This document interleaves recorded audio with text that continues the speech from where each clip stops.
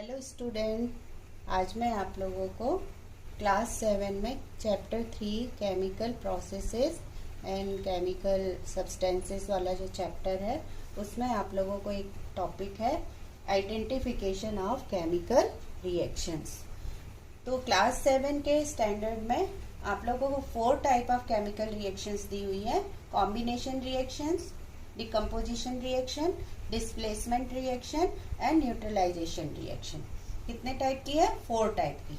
Combination जैसे इसके name से ही पता चल रहा है, कंबाइंड हो रहे हैं और न्यू सब्सटेंस बना रहे हैं, है ना। डिकम्पोजिशन का मतलब क्या होता है? उसको ब्रेक करना। डिकम्पोज वर्ड आपने सुना होगा, तो डिकम्पोज यानी किसी भी एक सब्सटेंस को ब्रेक करना, तो उसको हम डिकम्पोजिशन रिएक्शन कहते हैं। डिस्प्लेसमेंट रिएक्शन में क्या होता है? एक सब्सटेंस दूसरे सब्सटेंस को डिस्प्लेस करके उसका प्लेस ले लेता है, उसको हम कहते हैं डिस्प्लेसमेंट रिएक्शन। न्यूट्रलाइजेशन रिएक्शन किसको कहते हैं? जिसमें दो सब्सटेंस अपोजिट नेचर के रहते हैं और एक दूसरे के नेचर को न्यूट्रल करके जो सॉल्ट एंड वाटर बनाते हैं, एसिड और बेसिस के रिएक्शन से सॉल्ट एंड वाटर बनता है, तो हम उसको कहते हैं न्यूट्रलाइजेशन रिएक्शन। तो आज मैं आप लोगों को उनको कैसे पहचान करना है मैं ये बताऊंगी। सबसे पहले कॉम्बिनेशन रिएक्शन। कॉम्बिनेशन रिएक्शन का मैं कुछ एग्जांपल्स आपको बताती हूँ, तो आपको समझ में आएगा कि ये कॉम्बिनेशन रिएक्शन क्यों है। आपको सबको तो मालूम होगा कि केमिकल रिएक्शन में रिएक्टेंट्स क्या होते हैं और प्रोडक्ट क्या होते हैं। रिएक्टेंट जिसमें केमिकल चेंजेस होता है उनको हम क्या कहते हैं? जैसे हमने ये केमिकल इक्वेशन लिखा, H2 + O2 = H2O। ठीक है, तो एरो के इस साइड, कौन सा साइड है ये? आपका क्या होगा? राइट साइड, और ये लेफ्ट साइड। तो एरो के जो पीछे साइड में, टेल साइड में है, वो क्या है? ये क्या कहलाते हैं? रिएक्टेंट्स। इनको हम क्या बोलेंगे? रिएक्टेंट्स, जिसमें कि क्या हो रहे हैं? केमिकल चेंजेस हो रहे हैं। एंड दिस इज, एरो के आगे जो रहेगा उसको हम बोलेंगे प्रोडक्ट। जो न्यू सब्सटेंस बना केमिकल चेंज में, हम उसको क्या बोलेंगे? प्रोडक्ट कहेंगे।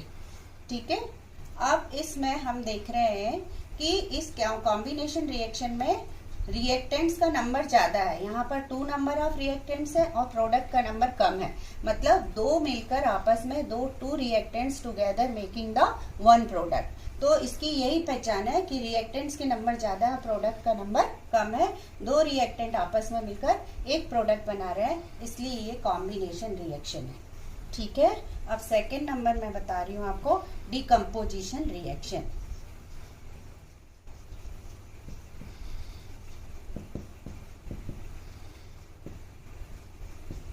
डिकम्पोजिशन रिएक्शन मतलब उसके नेम से ही पता चल रहा है कि ब्रेकिंग डाउन का रिएक्शन है।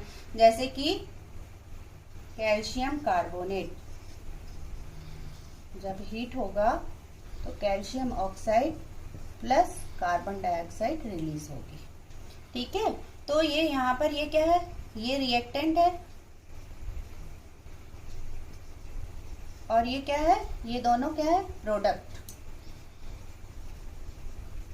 देखिए, एक के कैल्शियम कार्बोनेट एक रिएक्टेंट है और ये ब्रेक होकर क्या बना रहा है? 2 प्रोडक्ट्स बना रहा है। इसका जस्ट अपोजिट है, कॉम्बिनेशन रिएक्शन का जस्ट अपोजिट है। कैल्शियम कार्बोनेट एक रिएक्टेंट है और यहाँ पर प्रोडक्ट्स का नंबर कितना है? 2 है। यहाँ पर रिएक्टेंट्स कितने थे? 2 थे और प्रोडक्ट का नंबर कितना था? 1 था। तो यहाँ पर एक प्रोडक्ट टूट के ब्रेक होकर क्या बना रहा है? 2 प्रोडक्ट बना रहा है, CaO एंड CO2। ठीक है, तो ये क्या हो गई? डिकम्पोजिशन, क्योंकि इसमें ये ब्रेकिंग डाउन हो रहा है एक सब्सटेंस का, इसलिए हम इसको क्या बोलेंगे? Decomposition reaction. अब हम आ जाते हैं न्यूट्रलाइजेशन रिएक्शन में। तो आप लोग देख रहे होंगे कि ये इसके जस्ट अपोजिट होता है। कॉम्बिनेशन में 2 हैं इस साइड और एक इधर है। यहाँ पर एक इस साइड है और 2 सब्सटेंस इधर पर है।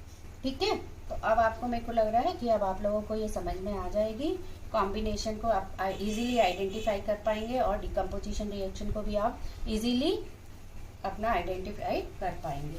चलिए, अब मैं आपको बताती हूँ neutralization reaction. That is very important for you, how to identify neutralization reaction.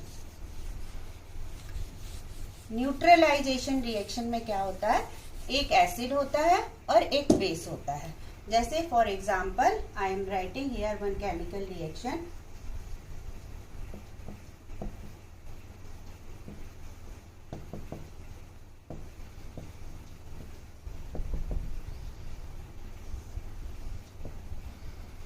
HCl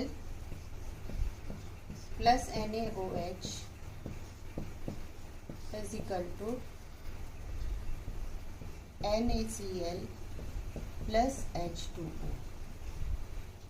देखिए, सबसे पहले तो आपको ये पता होना चाहिए कि एसिड क्या होते हैं और बेसिस क्या होते हैं. कैसे, हाउ यू विल आइडेंटिफाई, है ना. तो आप केमिकल सब्सटेंस की तरफ देखिए कि इसमें जो रिएक्टेंट है, इसमें एक में H आयन आ रहा है और दूसरे में OH आयन आ रहा है.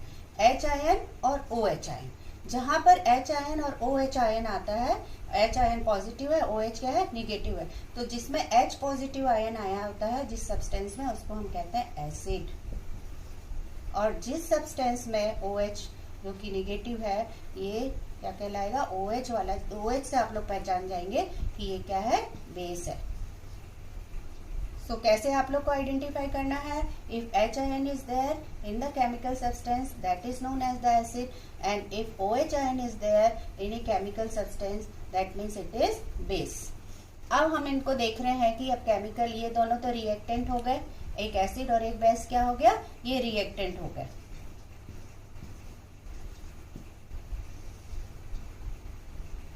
और ये क्या है, प्रोडक्ट. कौन कौन से प्रोडक्ट है, NaCl मतलब सोडियम क्लोराइड और वाटर, है ना.